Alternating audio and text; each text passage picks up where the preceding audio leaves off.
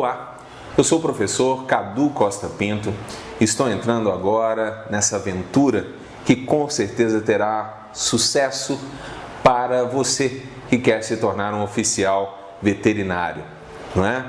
Bom, tenho certeza que nós teremos aqui um curso muito abrangente que vai preparar você, junto com a Tualis, vai conseguir essa vitória, não é? Então vamos lá, já vamos começar o nosso trabalho, né? Essa aula de hoje eu peço muita atenção de vocês. Muita atenção de vocês porque é uma aula, é um tema que não tem como. Apesar de nós estarmos tratando aqui de uma ciência humana, às vezes é preciso contar muito com a memória. E é esse o caso. É esse o caso quando nós falamos sobre a organização político-administrativa do Brasil. Um dos temas, o primeiro tema lá do seu edital, e nós teremos então que tratar de maneira muito minuciosa de cada um desses dados. Então já vamos começar exatamente com alguns dados importantes, algumas características territoriais brasileiras. Bom, quando nós falamos de Brasil, nós estamos falando de um subcontinente. Nós estamos falando de 8,5 milhões de quilômetros quadrados. Nós estamos falando do quinto país em superfície. Olha que importante, né? Como é que é importante? Olha que importância do Brasil no cenário mundial. Não é pouca coisa. Repito, somos um subcontinente. E esse subcontinente tem 1,6% de toda a superfície planetária, 5,7% das terras emersas do globo, 20,8% da América e 47,3% da América do Sul. Realmente o nosso país é gigante, é grandioso. Para além, a localização geográfica do Brasil. O Brasil se localiza no hemisfério norte e no hemisfério sul? Sim, você está certo, não é? Nós temos 7% do nosso território no hemisfério norte. Ou seja, claro, os cálculos são exatos, 93% do nosso território no hemisfério sul. Somos então, claro, é fácil de concluir, cortados pela linha do Equador, pelo paralelo zero, não é? E somos cortados nos estados do Amazonas, de Roraima, Pará e Amapá. Em relação ao hemisfério ocidental, hemisfério oriental, o Brasil está 100% a oeste do meridiano de Greenwich, não é? Então nós temos que pensar que o Brasil se localiza totalmente com seu território a oeste, ou seja, totalmente ocidental o Brasil. Segundo os dados do IBGE, os pontos extremos do Brasil, nós temos a extensão norte-sul do Brasil sendo de 4.394,7 quilômetros. Em relação à nossa extensão leste-oeste, o Brasil tem 4.319,4 quilômetros. Não há tanta diferença assim, não é? Isso pegando os nossos pontos extremos. São praticamente, então, segundo esses números, praticamente equidistantes, né? Com grande extensão latitudinal e longitudinal, como nós podemos perceber. Em relação a esses pontos extremos, eu coloquei para vocês, verifiquem aí na tela, não é? A posição astronômica, né? Com latitude e longitude, para que vocês tenham total noção sobre isso. E destaquei aqui no norte o Monte Caburaí, né, em Roraima, e no sul, Arroio Chuí, no Rio Grande do Sul, né, os nossos extremos, norte e sul, e leste-oeste nós temos Ponta dos Seixas, na Paraíba, e nascente do Rio Moá, no Acre. Né?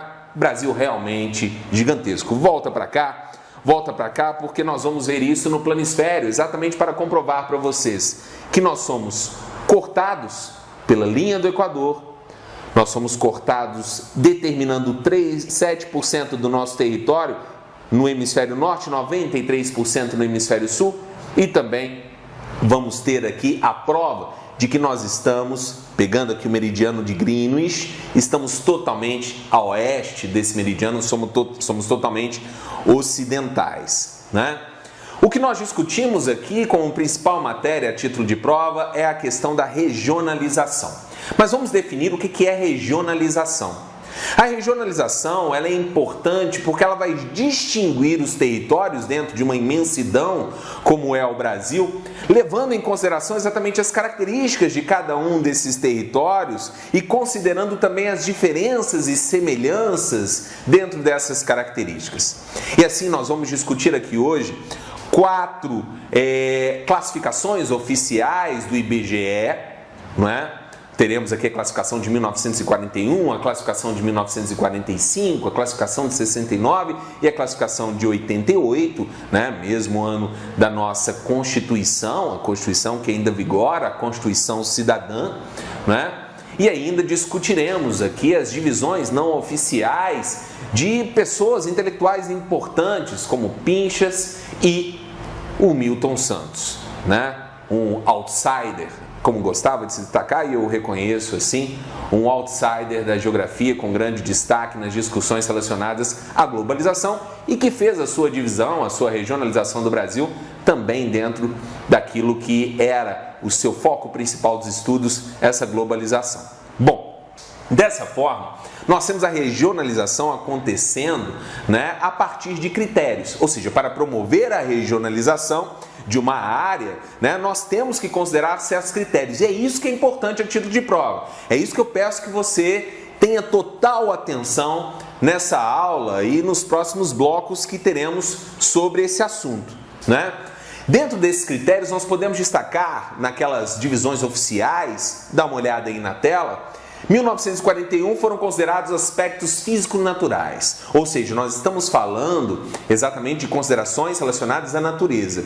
Quando eu falo disso, eu estou falando de clima, de relevo, de vegetação, de hidrografia, são os 4 pontos principais. 1945 já entra em consideração os aspectos humanos-sociais, né? Devido à realidade também da época, né? Nós temos aí o final do Estado Novo, o final da era Vargas, né? Período que ele fica de 1930 a 1945, e é fundamental pensar na consolidação do projeto que o Vargas tinha para a sociedade, considerando exatamente esses aspectos humanos e sociais. Em 1969, já temos uma ampliação considerando aspectos históricos, humanos e sociais. E em 1988 nós voltamos aos critérios da primeira classificação oficial do IBGE com os aspectos físico-naturais, né? Dentro das classificações não oficiais, nós temos o Pedro Pinchas em 1967 com as ideias geoeconômicas, né? Ele vai destacar ali principalmente o desenvolvimento da industrialização do Brasil, que já vamos adiantando, é outra matéria que nós vamos discutir no nosso curso, mas uma industrialização tardia, uma industrialização desorganizada, né? Uma industrialização dependente, né? Que marca a nossa história. E o Milton Santos, esse outsider que eu havia destacado antes, em 1979, já falando ali sobre critérios técnicos, científicos, informacionais, e aí levando em consideração o processo que já vinha ocorrendo, ele vai discutir de maneira muito mais enfática, de maneira muito mais forte, na década de 90, sobre a globalização, né? Bom, Brasil e suas fronteiras terrestres, vamos aqui a alguns dados, né, importantes para que nós pensemos esse território. O Brasil faz fronteira terrestre, né, com 9 dos 11 países independentes da América do Sul. E aí nós citamos Argentina, Uruguai, Paraguai, Bolívia, Peru, Colômbia, Venezuela, Guiana, Suriname, mais a Guiana Francesa, né? Então nós temos aqui um território que é realmente significativo e que nos faz pensar nos nossos vizinhos como sendo, assim como determina a nossa Constituição, né, um dos focos, né, para que nós pensemos no nosso desenvolvimento, né, parcerias, relações que façam com que haja um desenvolvimento de toda essa América do Sul, que vai influenciar no nosso desenvolvimento econômico com certeza também. Bom, dentro da divisão então já vamos passar para a divisão de 1941, essa regionalização, né, físico-natural, com critérios físico-naturais de 1941.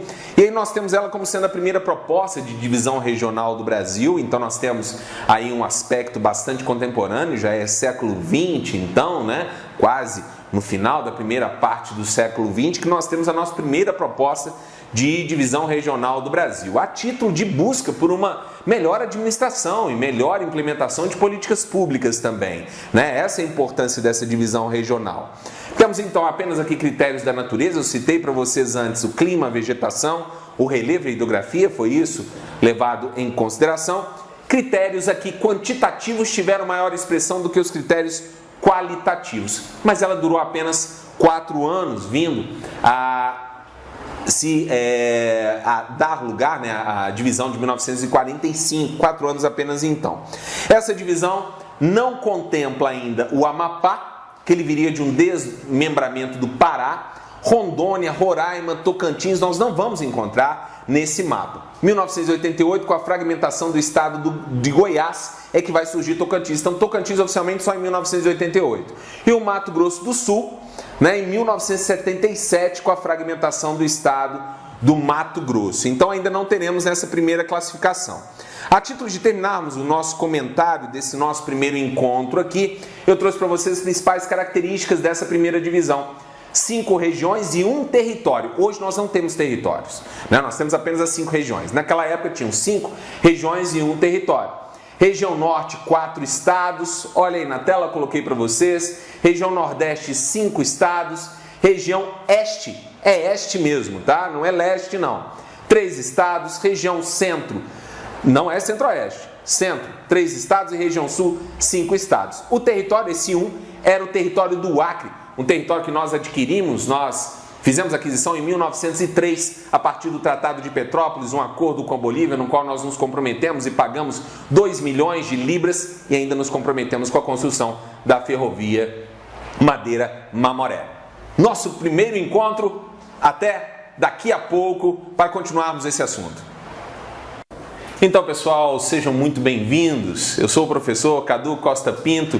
Estou aqui para convidá-los para o segundo aulão para o concurso do Exército, da SFSEX, na oficial veterinário.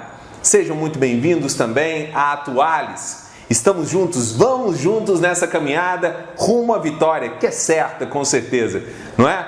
Acredito em vocês, né? E tenho certeza que com a nossa parceria, a vitória terá cores, né, cada vez mais brilhantes, né, para que nós tenhamos esse sucesso. Contem conosco, sempre. Estamos juntos, caminhamos juntos. Até!